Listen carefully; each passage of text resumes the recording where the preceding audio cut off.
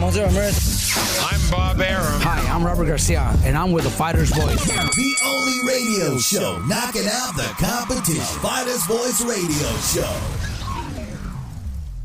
Hello, everybody. We're live here on the Fighter's Voice Knockout Podcast. We got a great show for you this evening lined up. We got with us the son of a legend, I like to call him, who's out there actually making his own identity, his own words, his own personality, his own connections, and just being himself. And tonight's guest is professional boxing trainer and co-host to his own podcast. Him and his father, one of the hottest podcasts in the world today. And actually, they do keep it real. So it's, you know, if you want to hear the truth, I suggest do not tune in. But if you do want to hear the truth, make sure you tune in every Sunday. I believe they kick off at 7 o'clock. I'm going to let him tell you more about it. Ladies and gentlemen, Pita Garcia. Welcome to the show, Pita. What's up, guys? Thank you guys for having me on. It's a pleasure, man. Hey, you know, I've been watching you, progress and just make your own avenue, man. I know you're locked into, you know, the Garcia family. I mean, the blood runs thick in the family. Robert Garcia's Boxing Academy. Excuse me. But I see you making your own moves, you know, your own personality. It's starting to come out and it's starting to flourish. It's starting to blossom. And one of those is you being a host to both you and your father's podcasts. Talk to us about the transition that you make from inside the gym to just, expressing yourself behind the microphone and behind the camera. Yeah, we had the idea. I believe it was Cumbia, one of the photographer that for the gym, that kind of came up with the idea of us doing some sort of show or, you know, something like that. So he started talking to my dad about it, and my dad just asked me to join them on it to see what we could do, and it's cool, man. It's like you said, it's kind of us, you know, the way we talk at the gym, the way we talk at home, like about, because I mean every day it's literally like all we talk about is boxing. I wake up in the morning and I see my dad and we're drinking coffee or whatever, and we're talking like about the guys and boxing and fights, and just that's all we're talking about. So we just get to do it on YouTube, have people on there live with us, commenting, talking, you know, asking questions and stuff. But it's, you know, it's like everyday talk to us. So it's like the way it is, Robert Garcia Unfiltered. That's how my dad really is. Like that's what we talk about.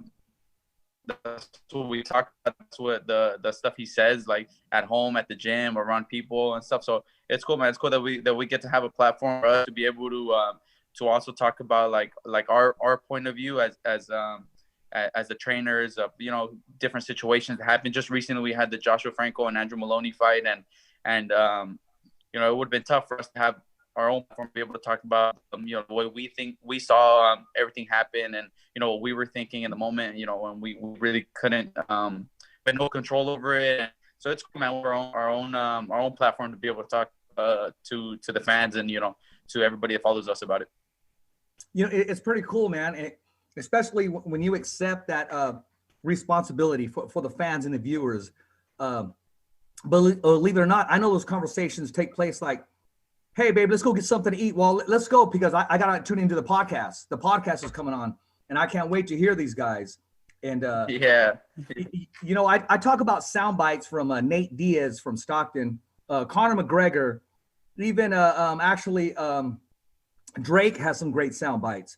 But if you were to go back and record your father's sound bites, oh my gosh, classic. I mean, they would already be up there in the top 10 in the world because he keeps it real. I mean, there's some shows that just, I got to rewind it and I'm showing everybody. I go, look, I go, you got to see this. And as you know, I posted some parts on there and, you know, I sent out there and tag you guys, but I really wanted to post those other ones.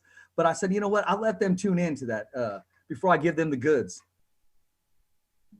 Yeah, no, my dad's funny on there, man. He'll be, and then the people know it too. Like they know that my dad's like more like, how do you say, like he's more ruthless with it. Like he doesn't care. Like he really doesn't have a filter when he's on that. Yeah. And so they'll ask him questions on purpose to like get that kind of reaction out of him. And they know the kind of stuff that kind of triggers him in a way. So, you know, they make it fun, man. There was one show, I believe it was your first or second show, man. And there was a question, I won't mention too many names, something about, hey, what do you think about this new trainer coming into camp? And you addressed it to your dad, and your dad just kind of thought about it for a second. And he just said, you know what? I don't give a blank. I mean, Yeah. that's real, man. I mean, and he goes, I don't, man. And he goes, my bad. He goes, I've had a few of these, but he kept it real. And not only that, I mean, the weekend right after the Franco and Maloney fight, I mean, both you guys went at it, but your dad goes, you know what, there was a platform for your dad when he just went off, and that was just classic. And see, the thing about it is he's keeping it real. He's not trying to be funny. What you see is what you get, and it's the realness of behind the scenes boxing. Yeah, like I said, it's the way we talk at the gym. It's the conversations that we have with our friends, with the fighters, with parents, with just, you know, whoever's at the gym. And those are the kind of conversations that we have. And the way my dad talks at the gym is the way he talks on the show. Like he really doesn't hold back on anything. Like you just said with the Franco Maloney fight, the rematch, you know, that was our point of view. That's how we saw, you know, everything happen. You know, people at home got to see one thing, you know, through ESPN and listening to Tim Bradley and Andre Ward. And obviously they have to do what they do to protect their fighter, who was Andrew Maloney, who fights for Top Rank. He's with ESPN and stuff. And us, we were just standing in the ring without being able to see any kind of replays, any kind of anything. Really, we're just standing there like for 30 minutes, just waiting to, you know, the world title. Like I remember on one of the podcasts, one of the shows that we did, we talked right after Franco won his world title from Maloney. We talked about that, and I said that was my personal favorite win that I've ever been a part of, because Joshua Franco is one of those kids that I saw, that I helped get to the gym, and then helped him from his pro debut all the way to winning a world title. So honestly, all the hard work, and I got to see everything that Josh and his dad and his brother, all the hard work that they put in. So that win was my like, it's hands down my favorite win that I've ever been a part of. And for those like 30 minutes, we're just standing up there with no control over what's going to happen. And the judges and the refs and the commission, they could easily just say, okay, you know, we reverse the ruling, you know, Andrew Maloney gets his title back, and then we're fucked. Like then, you know, Josh just loses his title, and we had no control over anything. So, you know, my dad was able to talk about that on the show, and with no filter, just him, you know, talking of, you know, our point of view, what we saw. And, you know, it's cool, man. It's cool that it's cool that the fans tune in. I mean, we have hundreds of people that tune in live with us that are commenting and stuff. So because of them, we have, you know, we're able to have that platform for people to listen. I'm going to tell you what, that particular part, man, I'm going to be honest with you. I cropped it up and I chopped it up, and I'm sending it out to my friends, right?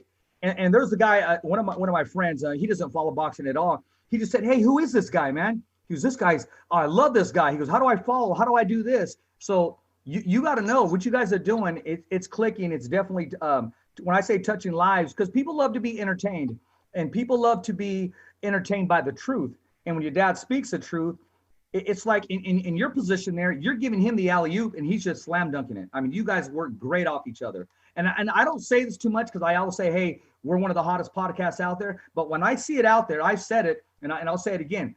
You guys are, if not the hottest podcast going out there today, because I tune into you guys. I really do. Yeah, thank you, man. Yeah, that's the fans, man. They like the concept of it just me and my dad sitting there talking, and you know, if they tune in live, they're able to ask their questions. They're able to be a part of the conversation and stuff. So it makes it really easy for us, man. It's cool, man. I like it.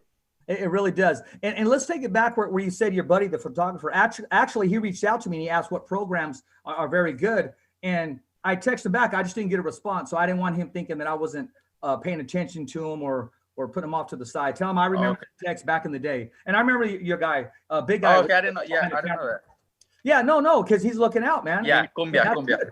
No, he's a nice dude. Every time I see him, and even the Franco and Bam, whenever I do go down to to the gym, I mean, they always greet me. I mean, they'll have a conversation while they're wrapping their hands, and just down to earth, man. I mean, completely down to earth. So I understand. I can concur the way you felt about that victory, because, and like I tell Jose Ramirez, whenever he wins, a part of me wins, because whether you like it or not, we're a part of the fighter. We're a part of the follower. We're a part of the gym, and a part of the athletes that are in there. So what I felt that shadow, I can imagine how you felt that day. Yeah, no, like you just said, Josh and his brother Bam are two of the, you know, humble, hardworking kids that we have at the gym. Yeah, it's tough to be in that situation that we were. It's one thing when Josh lost he had his first defeat in I believe it was in Puerto Rico. He was winning like it was a 10-round fight, and in the 9th round he got stopped. He had won the first 8 rounds, dropped his opponent, and he got hit with like a left hook, and he got stumbled, and the ref jumped in and stopped the fight. And that one, you know, his first loss really hurt, but it's you just sit there, you're kind of like, okay, like he beat me, like, you know, yeah, maybe we could have done things a little bit different, but he beat me, you know, in you know, the tough 9 round, it went 9 rounds, so in a tough 9-round fight. This one, when we were up there for those 30 minutes waiting for the decision, I was thinking like this fight lasted 2 rounds, and we lost the first 2 rounds, but in the first fight that Joshua Franco and Andrew Maloney had, Josh lost the first 2 rounds too. And we're standing up there, and I'm like, so what could potentially happen is we go 2 rounds and we lose this fight. Andrew Maloney's not going to give Joshua Franco a 3rd fight. He had already kind of sprinkled that little narrative going into this fight, where I heard someone on ESPN ask him about a potential trilogy with Joshua Franco, and he had said, look, after I beat him tomorrow, I think it was like on Friday, the day of the weigh-ins or something, they told him after I beat him tomorrow night, there's not going to be a need for a 3rd fight. Which is like, okay, if Josh beat him the first fight, he wins the second one, why wouldn't you want to have a 3rd one? But he was already kind of bringing that up. So I was up there thinking like, Josh is about to lose this. We're not going to get another shot at Maloney because he's not going to give Josh another fight. Him getting out of the fight after 2 rounds was a win-win for him, because he didn't have to take the beating he took the first fight. It ends after only 2 rounds, and he gets his title back, and he doesn't have to do a 3rd one anymore because he's the fighter that's with Top Rank. He signed to ESPN, so he signed it to Top Rank and with ESPN. So you know, that would have been an easy way out for him. So it sucked, man. We would have if we would have lost the title that way, that would have really sucked, man. All the hard work that Josh put in, and then for them to take the title after a few rounds like that would have really sucked. Well, I mean, that only leaves the door open to head to Australia, man, for that 3rd fight. And that's going to be a fan favorite. And, you know, the crowd will be there. And, you know, to give the boxing fans exactly what they want, a live event with actually people there. And I'm sure Franco's going to be well prepared. As you know, I had Maloney on the show last week. And he had some kind words to say about Robert Garcia's Boxing Academy. He even shared with us that he went there to spar one day. Did you know? I'm sure you do. Remember him going in there? No, I don't remember that. Yeah. He said, no, I actually been there. He goes, he said, yeah, I went in there. He goes, I was there. I got some sparring in there. Early in his career, you know? I mean, oh shit, I didn't know that. I want to like him and his team. I mean, because after the fight, we had like a little argument. It kind of came out on ESPN a little bit, where we were kind of arguing with him and his team and stuff. And but before the fight, before all this stuff happened, I remember all the people from Top Rank always telling us how nice that whole team was, and whenever there's a title fight, whenever either fighter is about to get his hands wrapped, we switch corners. So whenever Josh is getting his hands wrapped, somebody from Maloney's team has to be there to watch his hands get wrapped, and vice versa. So when he was getting his hands wrapped for the first and the second fight, my dad sent me to go watch. So the first fight, I remember I went over there and nobody really said much to me. Just the trainer talked to me a little bit. But this second time, his manager, his brother, and him, and his they were just really nice people, man. Really cool guys and stuff. Obviously, after the fight, you know, we had a little arguments and stuff like that. But the whole team's cool, man. I don't have any personal problems with them or nothing. But they're good people, man. I don't have anything bad to say about them. But yeah, the going over to his country, that's what I was going to get into, because this time they talked to me a little bit about I was talking to one of the commissioners while he was getting his hand wrapped, and because he saw my shirt that it said San Antonio, and he asked me how things were in COVID, and I told him, no, that's where our fighter's from, but I'm from Riverside. And I told him how everything was over here, everything's getting shut down again. And then that's when the Andrew and his brother or his coach, I remember, they're like, oh, over there and I think they're from Australia, right? Australia? Yes, Australia. He said, over there in Australia, there's like no cases anymore. Like they got it handled. Like, so if they're able to do something like that with having a big fight over there, you know, the way Bob Arum said, where he wants to do Teofimo versus, I think it's Cambosos, and then co-main event Franco and Maloney 3. You know, Josh has his own promoter and his own manager that obviously will handle all that stuff. But that'd be something cool, man, to have some fans in the arena again, to get that kind of that big fight feeling again would be cool, man. Yeah, just that rush, and not just the fighter, but the whole team itself. Yeah, it's something completely different when you walk out. When you walk out of the arena, when you walk out and there's fans there. There's you feel the energy of it. I know whenever I felt it a lot when Mikey's fought, because there's a commissioner in California, that before we started working with Jose, no, it had already been announced that we were going to work with Jose Ramirez. My dad was going to start working with Jose. But we had a fight in Fresno where Jose wasn't fighting yet.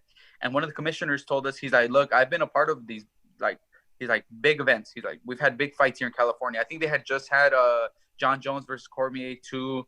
Where he worked one of those fights. So he got to walk out with, I think, DC, he told me.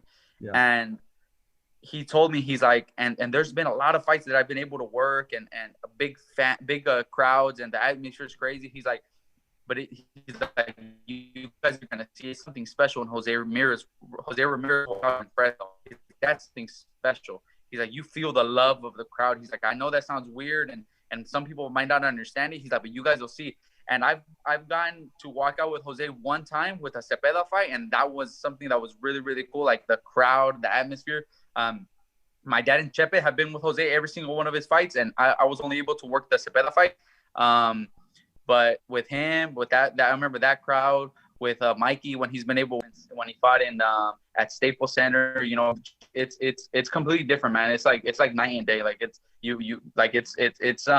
I know for us as the cornerman, like we feel the energy. For the fighters, I can't even imagine the big difference it is for them to fight without a crowd. When Jose comes in Fresno, honestly, you can't hear anything. They just put the level up. It's like they put the amplifier on. I mean, that crowd just completely erupts. The minute they see the glitter on his jacket, or just a part of him, that light, I mean, he's, the people's champion. And, plain and simple, has a good response. And, he was the only fighter to be honest and say, hey, I missed the crowd. When everybody else was saying, okay, well, the crowd doesn't affect me and what have you. But Jose was honest and said, hey, I vibe off the crowd. I miss the crowd. He didn't say it in those exact words, but he was very honest about his last fight and how the crowd, not having a crowd, kind of affected him mentally going into the fight. Yeah, like you said, he's one of those guys that's like a people's champ kind of guy, where everybody in the crowd feels like they're like they can relate to him, because he came from that area. He hasn't changed. He still lives there. He helps out the community as much as any other fighter does in their community. He's like you said, he's the people's champ there, and the crowd is insane. So I'm sure for him, like I just said, like for us as the cornerman, when Josh walked out for the first time with Maloney, and his is a title fight. So I get it for some 4 or 6 round fights. Like sometimes we walk out into the arena when there's fans and there's not even people there yet. Like people don't even show up to the fight that early. Like, okay, that's one thing. But when it's a title fight and we walked out and there's nobody there, you're kind of like, oh, what the hell? Like this is weird. For the fighter himself, especially someone like Jose, who's used to having, I don't know how many fights he's had in Fresno. And the average attendance he's had, probably for his first fight in Fresno, he already had fucking thousands of people there for him. So he's used to having that kind of atmosphere. So I'm sure it was like he said, it was it affected him a little bit. So hopefully we're able to get back to finding places in where there's. We're gonna move on to some topics, but I will talk about this. He's actually, a lot of people don't even talk about it. He actually grew out of his first auditorium, because he was at Salon Arena, which is right across from one of the hotels. And, he built it all up. So they, from there, went to Samart Center. Samart Center, as you know, is naturally bigger. Okay, I didn't know that. Yeah. I mean, it was just time to move on. He couldn't hold anymore. I mean, he was pulling that type of crowd. So talking about pulling that type of crowd, we're going to talk about pulling pay-per-view sales and buys even before the fight takes place. And I'm talking about, as you know, Mike Tyson production. How did you feel about the whole event itself? Look, I didn't short videos that I saw on YouTube and Instagram and stuff like that. I didn't tune in to watch it live and stuff, because I had read about the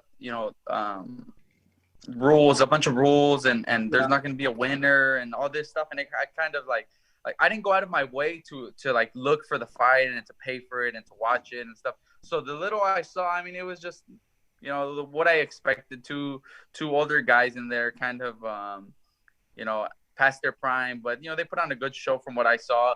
It seemed like most people were happy with what they got, but I'm not a big fan of those kind of exhibition matchups. And then the co-main event even less, or I think it was a co-main event where it's that YouTuber fighting Nate Robinson, the basketball player, like those for even less. Like I wasn't too invested into watching those fights. I was more excited to watch guys like Teofimo Lomachenko and Inoue Maloney, Errol Spence, Danny Garcia coming up this weekend, Canelo fighting December 19th. Guys that are they guys that have been doing this for years, and they're in their prime, and they're going to give us a good fight. Not those YouTubers who they're just drawing some money and fighting one day, and then they're going to retire and just make a shitload of money, and that's it. I can feel you on that one. I do, and that one's pure entertainment. And as the fighter or the person himself, he's trying to take advantage of that open window that he has. Yeah, no, and for the YouTubers and stuff like that, I remember when I've been asked about it, if they can draw that kind of attention and they can make a profit out of it, then all power to them. Then good, congrats to them for getting that kind of big following and drawing attention to the sport of boxing. And it's I guess in a way it does help, like brings in new viewers and stuff like that into boxing. But just like they have the option to do that with their career, I have the option to not watch. If I don't want to watch that shit, I'm not gonna watch it. So that's just my thing. Like they can do it all they want, but I don't have to tune in and watch. I'd rather watch other guys. Well, I will say this: the production team did a great job. I love the mixture, how they mix it up. They had a chance to kind of pick their own all-star team from yeah, like Snoop Dogg on there, right? Yeah. He did a decent job, man. I mean, he didn't go in there. Actually, I'm gonna be honest with you, he did a better job than most trained commentators, and that's a little sting, and that's just keeping it real. Whether it was, he was very well coached. He stepped up to the plate, his platform, and did the best what he can do, and people were satisfied, and they got a different sound to it. And Mike Tyson and Roy Jones, man, hey, it went the distance, and I was kind of turned off by the rules going in. But as soon as that bell rang, these guys were trying to get at each other. There was no exhibition or, hey, are you okay, or good shot. No, they were letting them fly. Yeah, once I mean that, and I had said that, like when it first got announced and people were saying, it's gonna be an exhibition, they're gonna wear big gloves.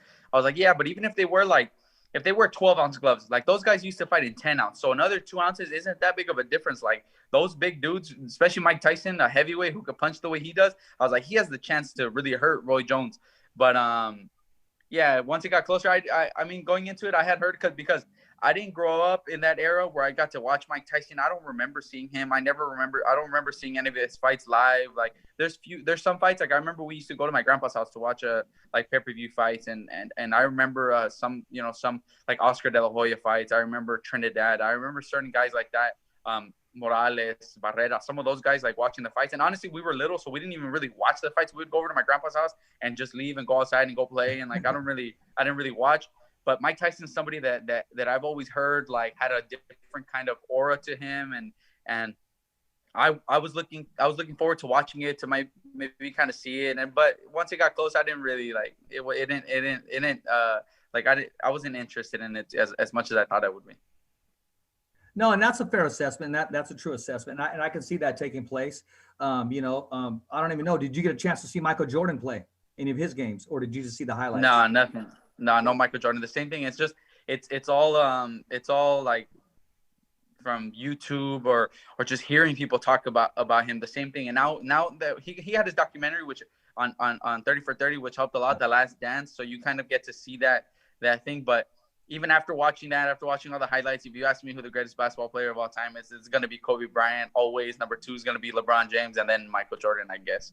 But nah, that wasn't my era, so I didn't get to live through it. And I feel like those kind of things, like Mike Tyson, like Michael Jordan, watching it on video and on YouTube and stuff, it doesn't do it justice. Like you had to live through it to understand what that was like, because it's completely different just watching videos on YouTube and watching highlights and stuff. Like you had to watch like full games and fights and the ring walk that Mike Tyson was a part of, and that to really understand what that time was like.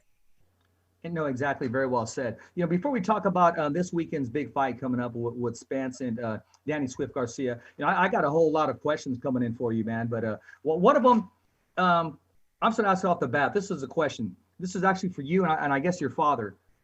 If they were to make a movie of your dad in the gym, what actor today would play your dad? Would be a good actor? The one that because the only reason this came up or we talked about that was because when Mikey fought Adrian Broner. Yeah. When Mikey fought this actor, fuck, it's gonna piss me off because I don't know why I was just watching articles yesterday. Damn it.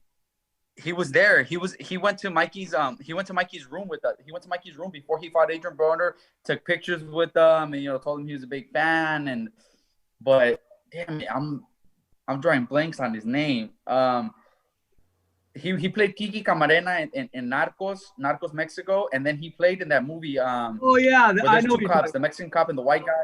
Yeah, exactly. Yeah, and on both, he got killed. And I can't even remember the name of the. Yeah, and I can't even remember the name of the movie right now. Like, what the hell? I was just talking about this the other day. Yeah, look that up, please. Shit. I know what you're talking about. Yeah, actually, that's a good thing. I didn't even think about him. I was thinking like Mario Lopez or somebody. And Narcos. No, in Narcos Mexico, because he went to locker room right there with Mikey, and that came up. I think while we were there, it came up or something. My dad's like, "Hey, if they ever do a movie, like you have to play me, like just something like that." Like something like that came up. So whenever I remember my dad had got asked that like one time after that, and he said that, and my dad became friends with him. So my dad will talk to him, he'll text him every now and then, and whenever he has a new movie out, my dad will tell him. But yeah, it's Narcos Mexico. He plays Kiki Camarena. I forget. Why am I forgetting the name? I was just watching it the other day. Enrique Salazar. I forget. Enrique Salazar. Michael Peña. There it is. Oh, is it Michael Peña? Michael Peña. Yeah, Michael Peña. Michael Peña. Yeah, Michael Peña. KP had to break the third wall because he's a writer, producer, and our actor. Just know that our engineer, our producer, is writes scripts. He's an actor. He's Mr. Hollywood, man. It was just itching. He had to get it out, Pita. You know what I mean? Yeah. Yeah, Michael Peña. That's what it is. Actually, that's a great choice. I mean, wow. Yeah, that's a good one. So, yeah, that question came in from Madera. That was from Prince Charles, that he calls himself. Okay. So let me go down the list here. Okay, let me see. Joshua Frankel said, "Hey, I'm going to tune in today to watch my boy." Yeah, that's right, Josh. My boy Josh. Got to get him ready for a third fight because the fans weren't too happy with everything on this one. This is the first time I think he gets to go through this because, I talked about this on the show right after the fight where the fans are crazy, man. Like one moment they're like, because we had gone through this whole year where it's been tough for everybody, man. But we've been lucky that the promoters have been giving us fights and Top Rank has put on a lot of our guys on their shows. On PBC, we had a few guys fight. Golden Boy, the first show they did back was with Virgil. So our guys have been busy, and we had won every fight this year. We had the losses that we had were like Louis Coria lost twice, but he gave hella great fights, and most people thought he won those. Jackson Marinez fought Rollies, who was signed with Mayweather, and beat him, but they gave it to. I saw that fight and they gave it to Romero. Yeah, I had him winning the fight actually. So they give it to Romero and the fans. Everybody, every time we tune in live, everybody's like, "You guys are doing a great job." And the refs, they took the fight from the judges, took the fight from you guys, and this and that. And one moment to the next, then it's like, you guys are the worst, and you guys cheated and this and that. So I think it's the first time that Josh has to go through that. So I haven't been able to talk to him too much about it because. He won the first one by a big upset, so I'm sure he had a lot of love. But this is the first time he gets to see like what it's like for everybody kind of be talking shit about you and saying you suck, and so yeah. Hey, social media could be cruel, man. They walk around they even offend the devil. That's how bad social media is. Yeah, even the devil gets his feelings hurt. You know what I mean? Yep. This is coming from your Uncle Mikey, or shall I call him the champ? Oh, shit. When is he to come and race with me and ride passenger? Don't worry, I ordered a helmet big enough to fit you. Nah, I don't get in the car with Mikey. That's one thing for sure. I don't get in, and it doesn't matter what kind of car, because when he first went and got his he has a Dodge Ram, a big truck that he has lifted, and when he first got that, right away when we're pulling up to his house, he goes off the road and he takes us off-roading, and we're going down fucking cliffs. And so I don't get in that. I don't get into any of his, like, no warning or nothing. No warning or nothing. Nothing. He doesn't tell us, like he'll just get us in, and he'll like, and it's a brand new truck, so he just gets it, and it's me, Frank, I forgot who else, Rafa's with us or something, and he just decides, and he just turns to the right and goes into the dirt, and it's late at night, so we can't even see anything. So I don't get in the car with Mikey. Oh man, thanks for the heads up, man. Because yeah, the last time I interviewed 2 interviews ago, he said, once the track opens up, man, we'll take a ride around there. And probably he's been going again. Yeah, I did see that. He's been posting on Instagram that he's been going to the track again. So, and he's always inviting us. He's always telling us, "Hey, come through with it." I'm like, hell no, I'm not getting in that thing. Hey, okay. And here's something in case you forgot. Okay, this is coming from Jose Ramirez. He said, "No, I don't got a question, but you make sure we remind him about Los Chivas." Las Chivas. Yeah, and what they did about America. Chivas, they just beat America the other day. And ask him if he saw the game. He told me to ask if you saw the game. If not, he recorded it for you. Yeah, my dad's the one that gets more upset. My dad's I became an America fan because of my dad. So I'll watch the games whenever he's watching them and stuff. But yeah, they didn't go too good for America the other day. And that's rare, man, because that's the rival team. Biggest rival, yeah. The Lakers losing to the Celtics. Yeah, that's you can't lose those, and it was bad. Oh no, man! People, I mean, they lose their jobs over that. They don't go to work that following Monday. They bet their ranch on those big games. I mean, they got the quinceañera money in one hand, and they'll lose it on the next hand. I mean, you know what I mean? I mean, those big games. People who actually people lose their lives and their marriages over those games, bro. Yep. Chivas America, that's a big one. Yeah, they don't play around. This is from Rick Merigian. Any questions? No, just let him know I think he's the future of the sport and already better than most trainers out there today. Thank you, Rick. That's he's up there with Ellie Sekback, with some of the hardest working fucking people I've ever seen or ever met, or Rick doesn't stop working, man. And now he has I don't even know how many fighters signed now that includes Jose, Virgil, Josh, Hector, just Misael, Lindolfo, Jonathan, a bunch of guys signed now. And knowing Rick, he's working right now, trying to get deals for them, and working on stuff like that. So that's it's a great feeling to hear stuff like that from a big manager like that, Rick. So thank you. When's the first time you came in contact with Rick? When's the first time that you met him? Is there a story to tell about that? The first time I met him, I don't remember. I don't remember the first time I met Rick. I most of the stuff I remembered before we started working with Jose was like seeing him online talking about on Instagram and Twitter, him talking about Jose, and you always got to see how he fights for his fighter and he has his back. And now working with him, he calls my dad. He talks to my dad a lot, almost pretty much every morning. I could say my dad will be on the phone. My dad will be on the phone with him, and then he'll hang up and he talks to me a little bit about what they talked about and stuff. Or when we get to the gym, he'll tell me, I talked to Rick today and he said this and that. So just from most of it is from stuff I've heard from my dad, and I haven't had too many chances to talk to him like that, but he's like I said, man, he's a hardworking dude, man. Really has his fighters back. He fights for his fighters. So I'm glad that he's on our team, and our fighters are working with him, because he's gonna get stuff done for them. Very well said. This is from Eric Hernandez, dog boxer. Has he noticed, which is any difference in how the kids are training with the COVID affecting tournaments, or are they working just as hard? I'm talking about the kids. Have they let down, or are they still training hard, with the whole COVID thing? Look, it's been tough for all our amateurs, because they've gone through the whole year. We have kids. The kids. This is for us, because there's other gyms like for instance, Hector Beltran, who also helps with Virgil Ortiz. He's a trainer in Dallas. He has his amateur program where he works with like 5-6 people. I don't know the exact number, but just a few guys. and they already have a lot of experience. They've been fighting for years already, and he's been working them for a long time. So I don't know what it's like for those kind of gyms with the guys that have the experience. For us, it's different. We have kids. They're not kids, but we have 8-year-olds, 9-year-olds, 10-year-olds, all the way up to like 16, 17 that compete, that we started working with like 2-3 years ago. I want to say this coming February, it's going to be 3 years already that we work with these fighters. They don't have a lot of experience. They've been fighting. They started training with us, so they don't have 30, 40, 50. They have like 8, 9 fights. No, not even that. They probably have like 6, 7 fights, 5, 6, something like that.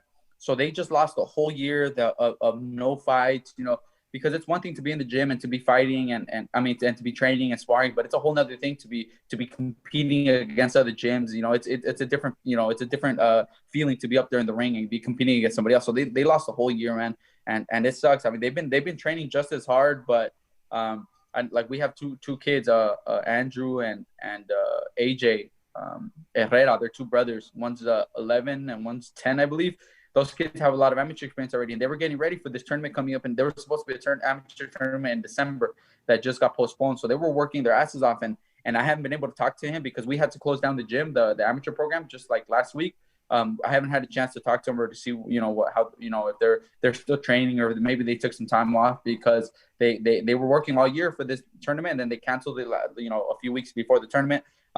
But the kids are still working hard, man. It just sucks that there's no that they're training, but there's like nothing to look forward to, because they all look forward to fighting. Like that's what they like to do. That's what they want to do. They want to go compete. So it does suck. I know, and I would have to ask them exactly what they're thinking, but they're working just as hard in the gym. So I haven't seen too much of a let off from that. But it must be tough for them, not knowing that there's no there's nothing to look forward to. There's no fights to look forward to. They're just kind of training just to train.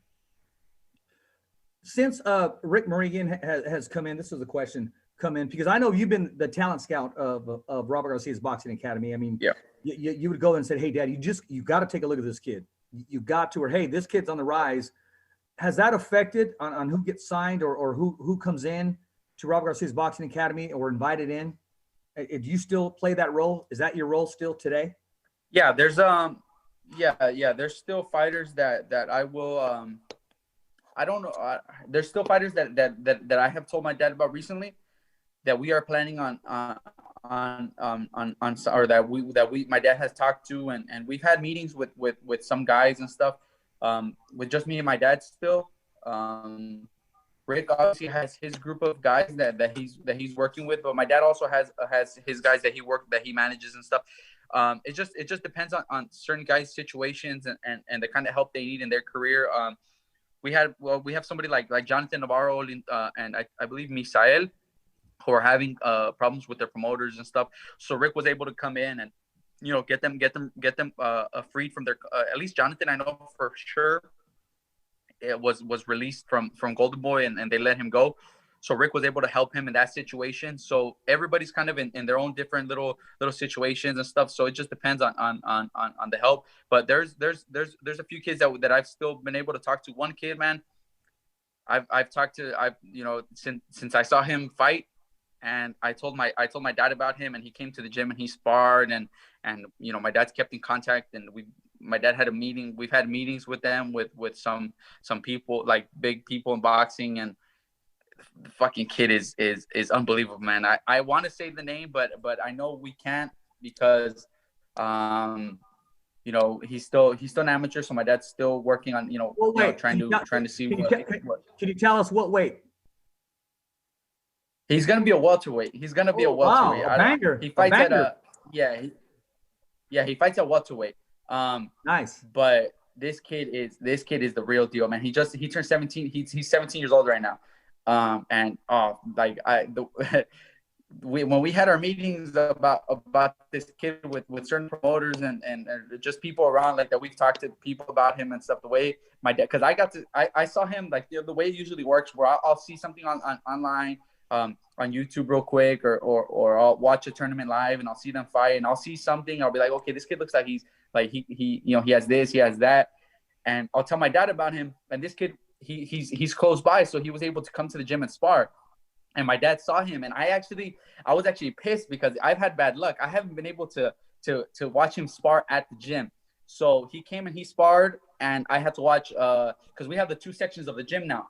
So Yes. he was sparring. He was about to go up and spar, and somebody else was going to start sparring the other side. And my dad's like, "Hey, go watch it." And I was like, "Fuck!" So I had to go to the other side, and I didn't get to watch him spar. So he sparred, and I get nervous because if I tell my dad about somebody and then they're like, he's okay or whatever, then I'm like, fuck, I got this one wrong.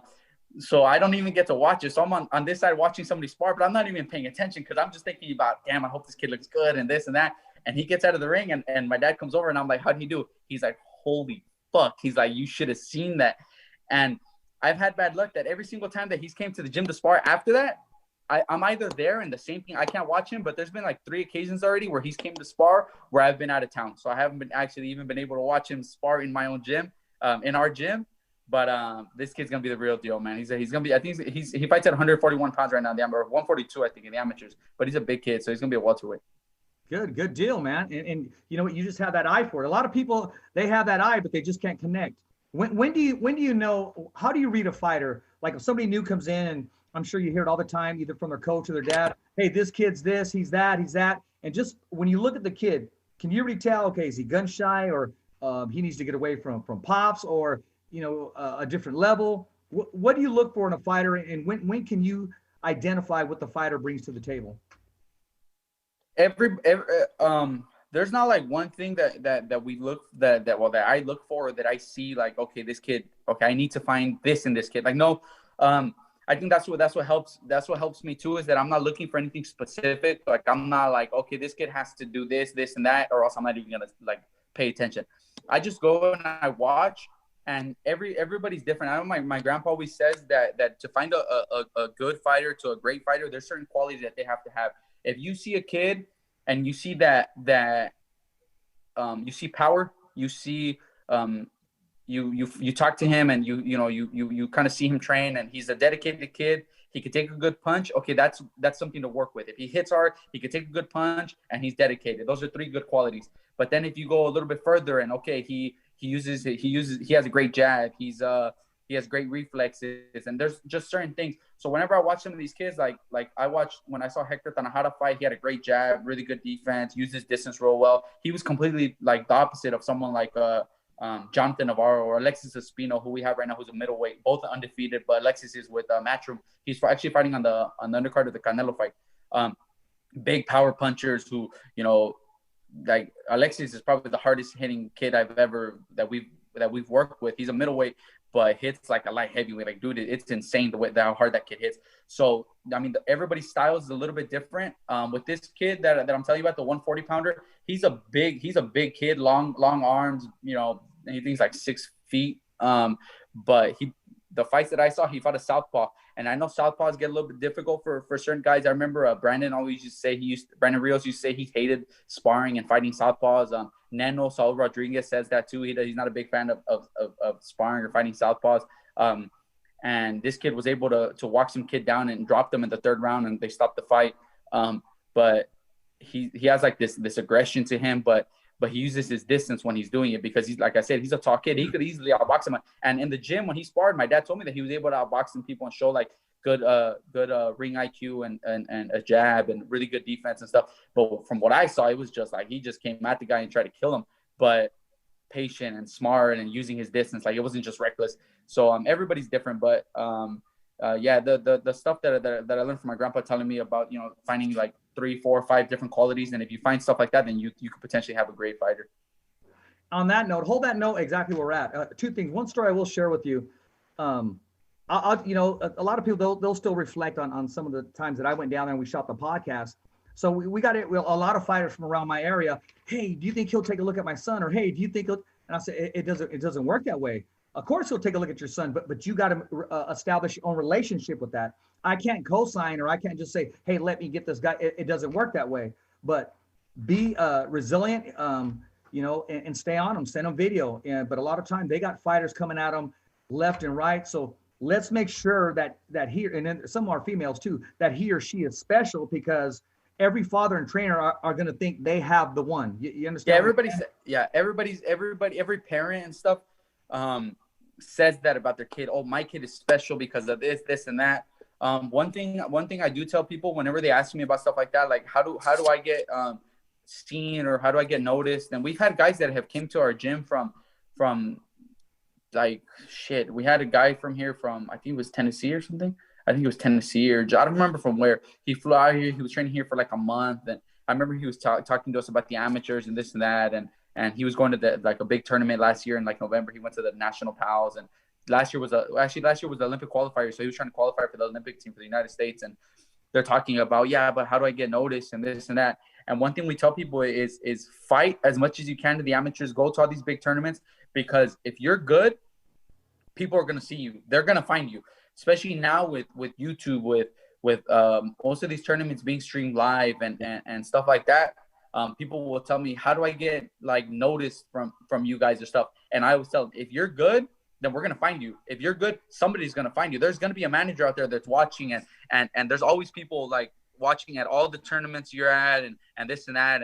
And if you go to these tournaments and you're as good as you say you are, or your son, especially like the dads and stuff, if your son is as good as he says he is, then there's going to be managers that are going to be calling you. They're going to be trying to get in contact with you guys. So if these guys are as good as they are and as good as they say they are, then we'll find them and just another manager will find them. But the most important thing is for them to go fight, because sometimes I get people that will tell me my kid is special and this and that. Oh, how many amateur fights? Oh, he doesn't have any amateur fights. But okay, then then how are we gonna know? How are you gonna know how good he is if he's not out there fighting the best kids in the United States? So I mean, everybody says the same thing. Oh, my kid's this, my kid's that. But they have to go compete, and they have to go make a name for themselves in the amateurs.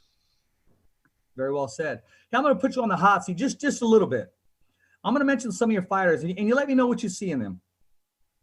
I'm going to start off with Bam Rodriguez. Oh fuck! Well, that kid is everybody always talks about him as probably the most talented fighter that we have at the gym, and he might be. We have guys like Mikey, Jose, Virgil, but this kid is different.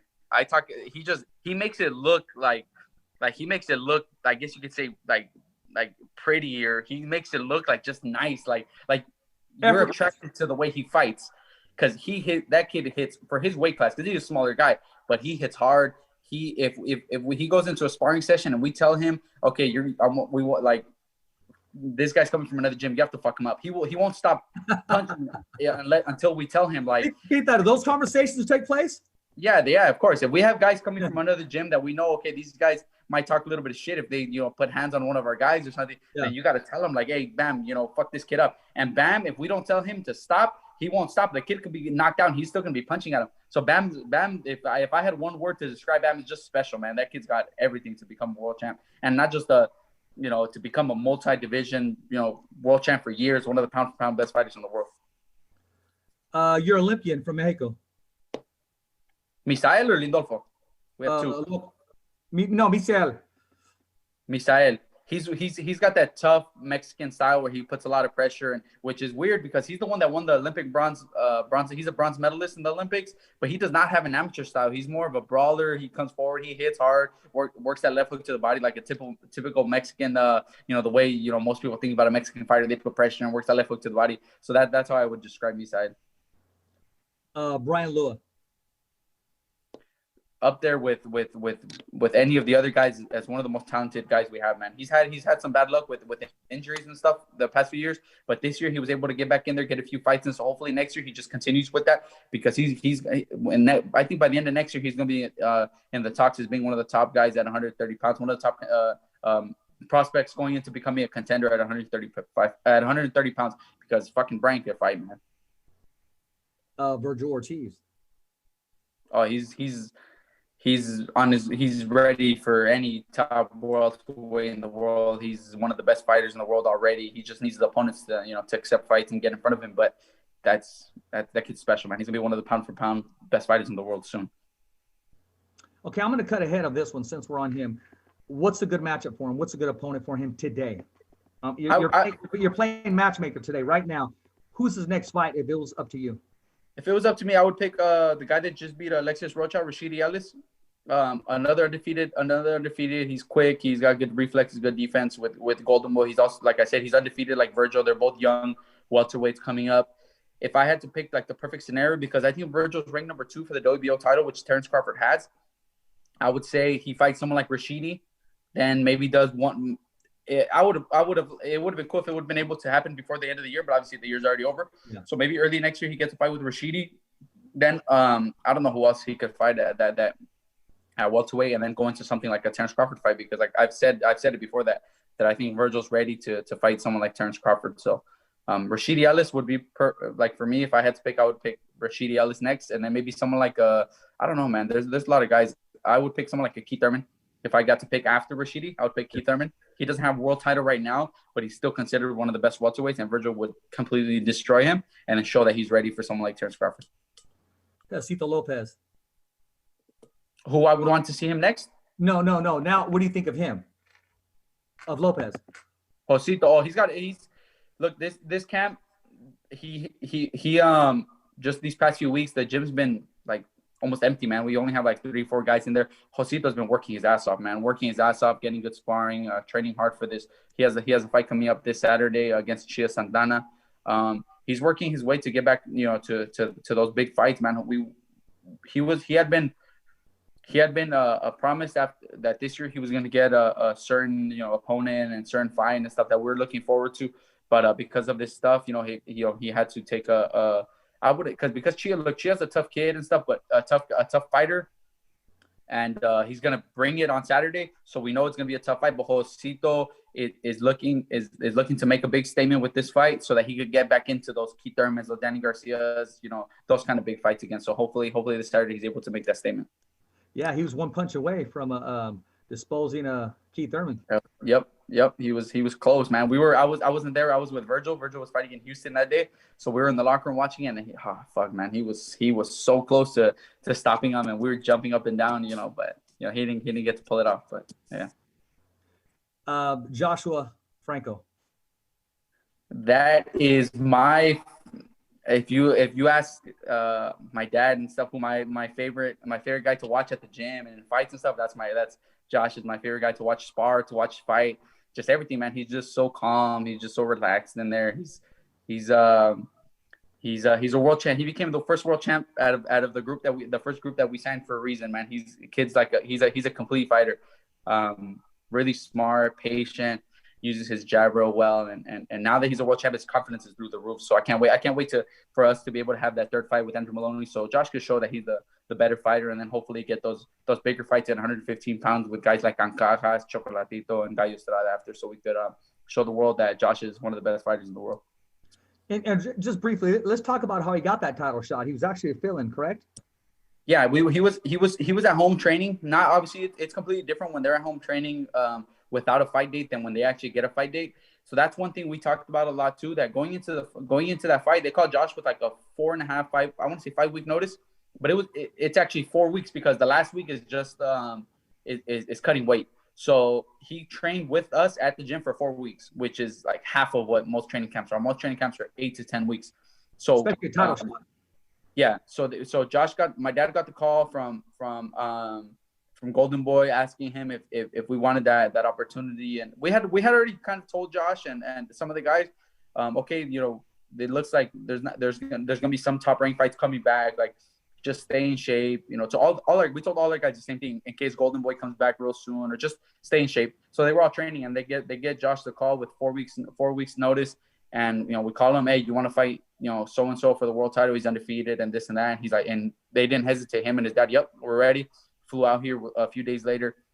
That 4 week camp, he was sparring. Usually we spar Mondays, Wednesdays, and Fridays. He was also sparring on Saturdays. He went Monday, Wednesday, Friday, Saturday sparring, because it was such short notice.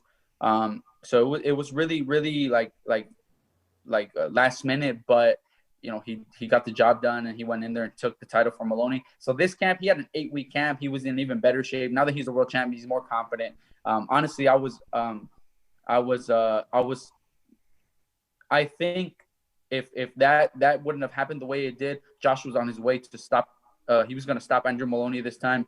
But things happen for a reason, whatever. Now we're just going to have to do that again, and in the third fight. Jose Ramirez. One of he's up there with guys like Virgil and some of these guys, some of the hardest working guys I've seen in the gym, man. It's insane how hard he works and how dedicated he is to boxing. And one thing with Jose is that he does not want easy fights. He does not want anything but the best fighters. There's a reason his best performance was when he fought someone like Maurice Hooker, who was a world champ. With the talks of him fighting someone like Josh Taylor coming up next, I can't wait to see Jose in the gym, because I know he's gonna train like an animal, for Josh Taylor, and his performance is gonna show, because when he goes in there with another guy that's at his level, or they're around the same level, then he brings out another side of him still that we didn't know he had. And he did that with the Maurice Hooker fight, and he's going to do that with the Josh Taylor fight. He's going to become the first Mexican American fighter to be undisputed world champ. And I can't wait, man. Jose's one of my favorites, man. I can't wait to see that. Yeah, yours and mine. And actually, these are kind of my top two. And of course, Mikey Garcia. Probably I want to say the smartest fighter that I've seen. There's stuff that we watch sometimes with Mikey, and someone that reminds us a lot of him, me and my dad, when we're watching sparring, is Josh, where he doesn't do it to the same level as Mike. Mike's obviously been a world champ since, like, I think, 2013. So the experience is completely different. But there's little things that when we're watching him spar, that just the regular person that'll come in and watch sparring, like sometimes Mikey will have friends come in and watch him spar, or just fans or whatever, but they don't understand some of the stuff that he does, like the way he uses his jab real well, but then he doesn't just use his left hand for the jab. He uses it to, like, just little subtle, like, pushes and movements, and just little steps that he takes, and just certain subtle things that the general public doesn't get it either, because, like, when Mike fights, a lot of people have said, well, what's so special about him? He doesn't do anything special. He this and that, but the stuff he doesn't do, it might not be as flashy. Like I was telling you, like Bam makes it look like flashy and like exciting and stuff. And Mikey's the complete opposite. He's calm, he's relaxed. He just hits you with the 1-2, and then boom, you go down. But it's the little things that make Mike special. The way he thinks in there, you could see he's trying to set certain punches up. And I was about to say that he sets traps. Yeah, he'll set you up with throwing. And the thing is that, like, I've talked to my, like, just this camp with Josh. There's certain things that we watch Josh do where he's sparring, and Mikey does the same thing. They're sparring, and we know that, okay, so if Josh is trying to set up for like a certain punch, he'll hit you, like, to make you think that he's doing something else, right? But then most fighters will, okay, I'm gonna jab to the body. So he'll throw his jab to the body, and then next thing you know, he feints to the body, and then he comes over the top with the right hand. Most guys will do that. Like, they'll set certain things up, but he's thinking a step ahead of that still. So he'll jab to the body, then he'll feint that right hand. You think it's coming, and then boom, he hits you with the left hook. Like, him and Mikey do things like that where okay, his opponent is thinking, okay, he's trying to set me up for this, but he's actually setting you up for something after that. Like, he's thinking a step ahead of that. And I know Josh has learned that from watching Mikey spar. And him and Mikey are a few guys. Virgil does that a lot too, where they're setting you up like a few steps ahead. You think they're setting you up for this, but no, they're trying to do something else. When Mikey's name gets brought up, honestly, he doesn't get a lot of credit. I mean, people seem to not realize, or must have forgot, like Roy Jones used to say, how long he's been a world champion, how many divisions he's been in, and how long of a layoff he had, and just to come back and fight a champion and dispose of him when he was clearly the underdog going into this fight. Yeah, look, people, like you said, people forget what Mikey was doing at that he was a featherweight. He used to fight at 126 pounds. Now he's fighting at welterweight. That's 21 pounds. That would be like Errol Spence moving up from 147 to go fight David Benavidez at 168 pounds right now. Like, how would that turn out for Errol Spence? That wouldn't be pretty for Errol Spence. No. And people forget that. They say, oh yeah, but Mikey took the chance to move up to welterweight and fight the best welterweight. Him and Errol, him and Crawford are arguably the two best welterweights right now. They have the titles, and they're arguably the two best. So he fought one of the two best welterweights in the world, and he lost to him. That just means Errol is that good of a fighter. But then people discredit everything else that Mikey's done. Like you said, he came back from a 2 years notice, and his second fight was already for the world title. With a lot of reporters, if I remember correctly, I think it was like Doug Fisher. They did like a reporters a roundtable of who they thought was gonna win. I think like 3 or 4. I think it was Doug Fisher was one of them that picked Mikey to get knocked out. And there was a few guys that said, no, this is too soon for Mikey. Mikey knocked that guy out, Dejan, in 3 rounds. His next fight was against Adrian Broner, beat him all 12 rounds. Then the next one was Robert Easter, another world champ, where he unified at 135. The next fight was he moved up to 140 and beat another undefeated guy in Sergey Lipinets, and took his title from him. And then after the Lipinets fight was the Easter fight. Then he went back down to 135 to fight Easter, took his title, then went up to welterweight. But everybody wants to forget about all that because he lost to Errol Spence. But then even at 126, at that time, Salido had just beat Juanma twice. Salido was one of the best featherweights in the world. He was the best featherweight in the world at that time, coming off those 2 big wins against Juanma. And Mikey, the fight got stopped because of a headbutt. Mikey's nose was broken. But after 9 rounds, Mikey was up 9-0, had dropped him like 4 times. Like, people want to forget about all that stuff, but it's fine, man. I mean, when Mikey comes back and he gets his title, he gets another big fight at welterweight, then they'll remember. Absolutely, or maybe even fight for a vacated belt at 140.